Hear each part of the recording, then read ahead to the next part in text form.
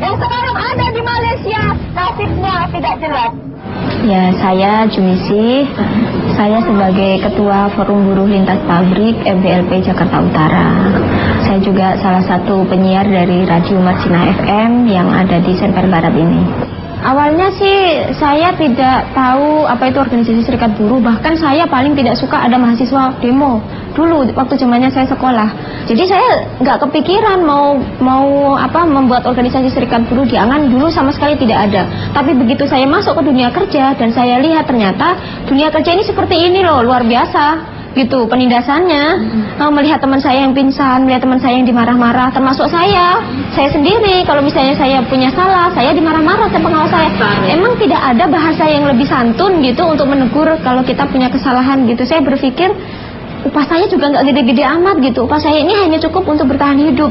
Saya bilang sebetulnya saya kerja ini untuk apa gitu.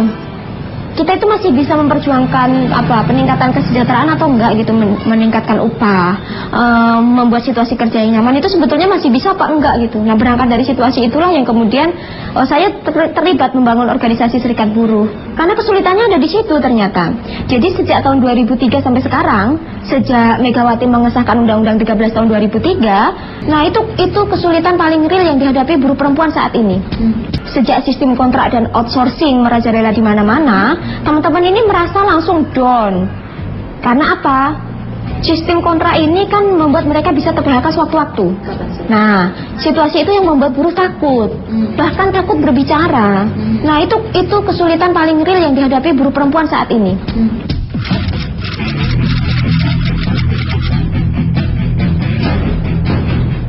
Kita pulang dari Gedung Mawar itu ada sekitar jam 1.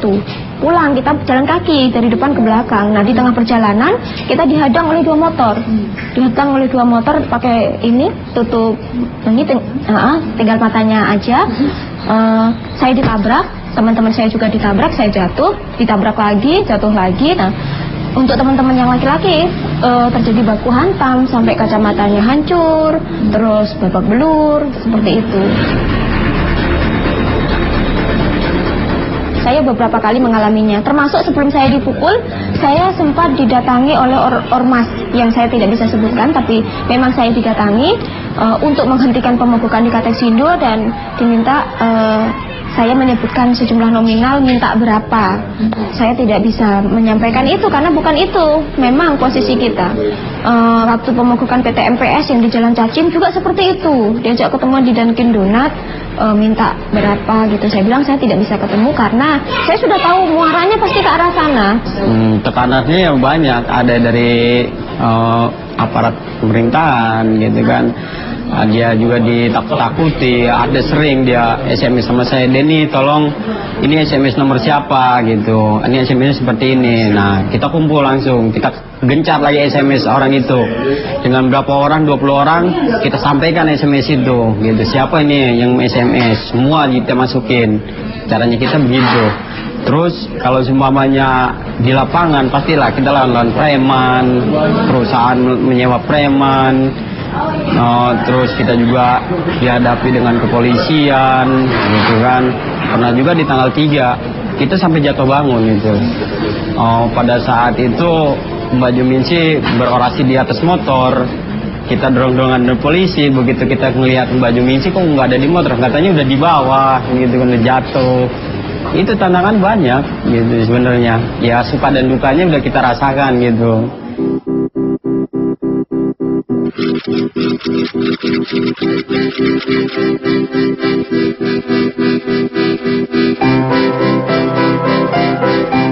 Sebetulnya suami saya itu saya bilang orang yang luar biasa menurut saya. Suami saya ini orang yang sangat care dengan apa yang saya lakukan, apa yang saya perjuangkan. Suami saya mengerti bahwa yang saya lakukan ini untuk orang lain, untuk kebaikan. Itu yang menjadi landasan pertama sehingga suami saya intinya mendukung, walaupun dia tidak terlibat langsung, tetapi yang dia kasih kepercayaan kepada saya untuk memimpin organisasi di tengah aktivitas juga di rumah tangga ya. Yang pertama, dia ini orangnya keras dalam memperjuangkan sesuatu seperti itu. Artinya tidak pantang menyerah gitu kan. Saya sebagai suami juga memperhatikan itu. Pada awalnya memang saya melihat kamu mampu melakukan hal ini seperti itu loh. Dia bilang, oh saya mampu melakukan hal ini sepanjang itu benar dan saya akan terus memperjuangkan itu seperti itu. Dan saya sebagai seorang suami juga sepanjang dia melakukan itu melakukan untuk orang itu memperjuangkan hak orang lain dengan benar, saya tetap akan dukung dia. Artinya sepanjang dia tetap di realnya, tetap benar, saya akan tetap dukung dia. Apapun resikonya. Iya. Kalau sosok dari Mbak Jumin sih memang militan sekali ya, berani, militan gitu, dan dia tidak mengenal capek, dan dia juga apa yang diutarakan dari basis, dia siap untuk maju apabila memang itu yang dia pinta itu benar-benar memang berapa persen harus kita dapat gitu. Mbak Jumin ini memang orangnya ya itu. Maksudnya selalu semangat dalam memperjuangkan hal-hal buruh gitu. Jumisi adalah teman yang perhatian. Jadi dia orang yang banyak mendengar. Nah, jadi kita di sini saling melengkapi ya. Kalau misalkan Jumisi ini dia yang sosok yang lembut dan dia mau mendengar ngobrol gitu, bicara dari hati ke hati. Dia itu orang yang sabar mendengarkan. Jadi kalau mau curhat panjang lebar, ya cuma adalah sosok yang tepat gitu.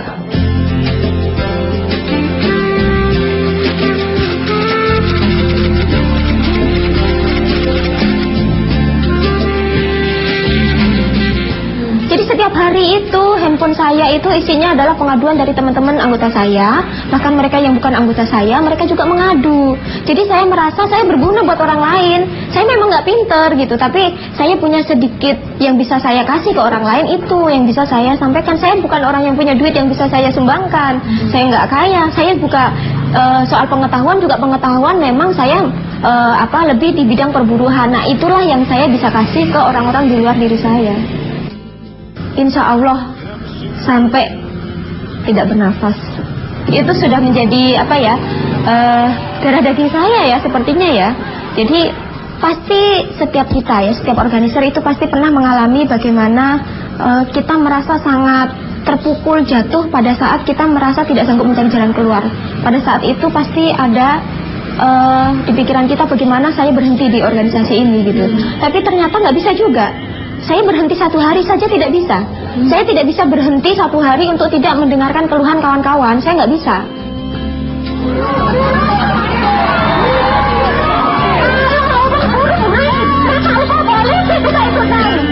Saat ini kami dari studio Marsina FM mengajak Teman-teman untuk stay di gelombang 106 FM. bagi teman-teman yang mau pesan lagu, mau bertanya.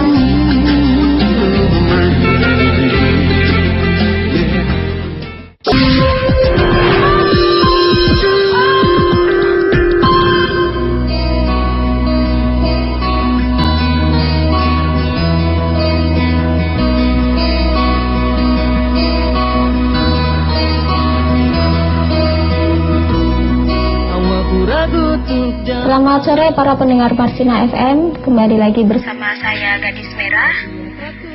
Sore hari ini kita akan berbincang-bincang atau kita akan sama-sama ngobrol dengan para pendengar Marsina FM. Kita akan berbicara tentang upah tahun 2013. Saat ini kami dari studio Marsina FM mengajak teman-teman untuk stay di gelombang 106 FM. bagi teman-teman yang mau pesan lagu, mau bertanya, bisa langsung berkomunikasi dengan kami di studio Marsina FM. Masih bersama saya Gadis Merah. Kita mulai dengan pembukaan lagu pertama, yaitu Katon Bagaskara, Pasangan Jiwa. Kadang kala aku bertanya. Jadi kita itu sering menerima pengaduan lewat SMS misalnya, Mbak tolong dibantu, ada persoalan di pabrik saya. Tapi saya bilang ini siapa namanya, bahkan menyebutkan nama saja mereka tidak berani. Apalagi bertemu dengan saya. Itu situasi real yang terjadi. Saya bilang kita harus mendobrak ketakutan itu. Jakarta Utara ini perempuan buruhnya harus didobrak ketakutan-ketakutan itu, disingkirkan sejauh mungkin dan harus berani berbicara. Nah pada saat itulah kita coba gimana kalau kita buat radio. Kalau gagasan ya, betul bahwa saya yang menggagasnya, tapi itu tidak lepas dari peran kedua teman saya, yaitu Jumisi dan Kurniati, dan juga teman-teman guru yang lain. Karena gagasan itu timbul dari pengalaman, dan pengalaman saya bersama teman-teman guru inilah yang kemudian membuat saya menggagas sebuah radio komunitas Marsina FM yang kemudian dijalankan bersama-sama gitu. Jadi kalau misalnya hari ini, sore ini tidak ada penetapan upah, modal itu singkatan dari mogok daerah. Ini singkatan ini. Nah sebetulnya pada saat kita ngobrol-ngobrol itu ternyata ada pengumuman waktu itu Dian yang akses ya lewat internet bahwa ada lomba hibah yang dilakukan oleh Cipta Media.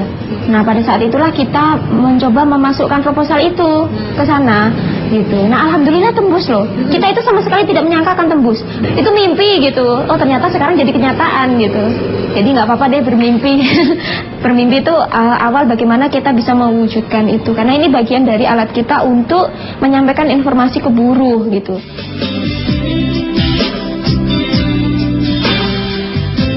Ya teman-teman, jadi studio Marsina FM ini kita kelola sendiri. Jadi awalnya kita kita bobok di ruangan ini sendiri. Kita pasang triplek nih.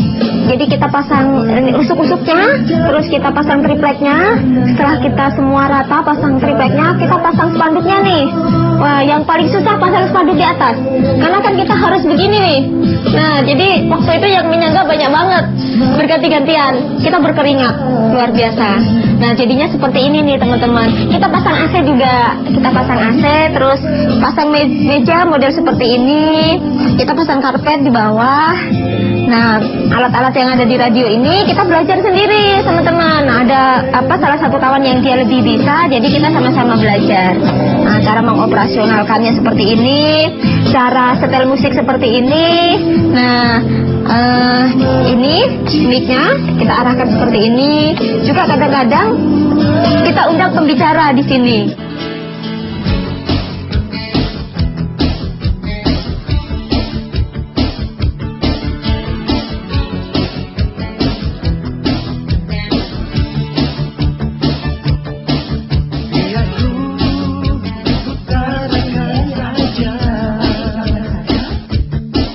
Jadi memang situasinya sangat sulit. Kita sebagai aktivis, kita tidak diupah, tetapi kita bisa melakukan pengorganisiran di tengah situasi anak kita yang masih sangat kecil. Itu luar biasa.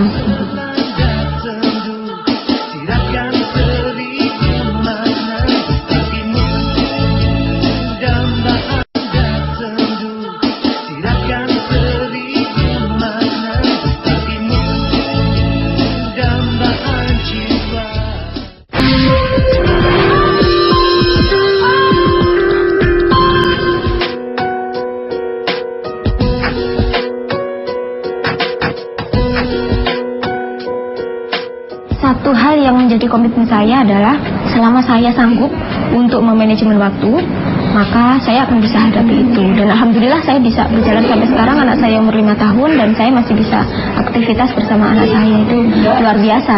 Tidak akan ada orang yang tahu situasi ini kalau dia tidak punya anak. Jadi memang situasinya sangat sulit. Kita sebagai aktivis, kita tidak diupah, tetapi kita bisa melakukan pengorganisiran di tengah situasi anak kita yang masih sangat kecil. Itu luar biasa.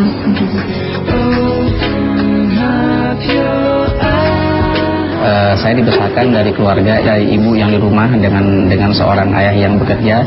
Seperti itu tiba-tiba pada saat saya berkeluarga saya dihadapkan dengan saya harus sendiri di rumah pada saat saya sudah pulang kerja. Dihadapkan dengan anak sendiri di rumah pada saat saya dan diri saya berjuang di luar seperti itu. Tetapi ya bagaimanapun juga kehidupan ini tetap kita jalani seperti itu ya. Artinya perlu kita sikapi bahwa ya sudahlah hidup kita seperti ini. Kita jalanin sajalah. Yang penting ada jalan keluarnya.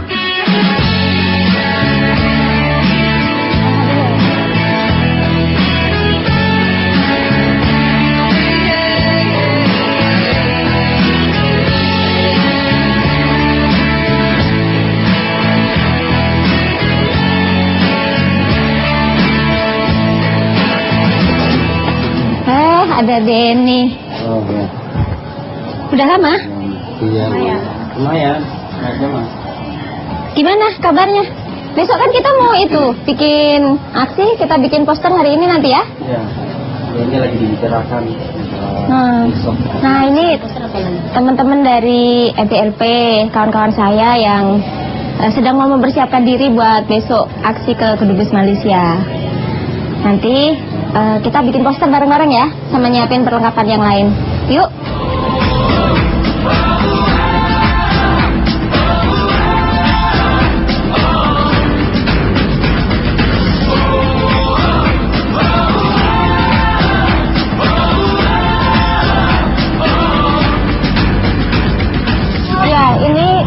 Kita sedang melakukan aksi bersama dengan kawan-kawan dari Forum Buruh Lintas Pabrik, teman-teman dari Perempuan Mahardika, dan juga Radio Komunitas Marsina FM. Jadi hari ini kita melakukan aksi, kita ingin menyampaikan kepada Kedubes Malaysia bahwa TKI yang ada di Malaysia yang saat ini sedang dalam proses pemerkosaan harus ditangani oleh pemerintahan, baik pemerintahan dalam negeri maupun Kedubes yang ada di Malaysia. Kami menyampaikan juga kepada kawan-kawan bahwa dalam proses melakukan aksi tidak harus selalu melakukan tindakan-tindakan yang anarkis, supaya pesan-pesan kita tersampaikan kepada pihak-pihak yang kita tuju.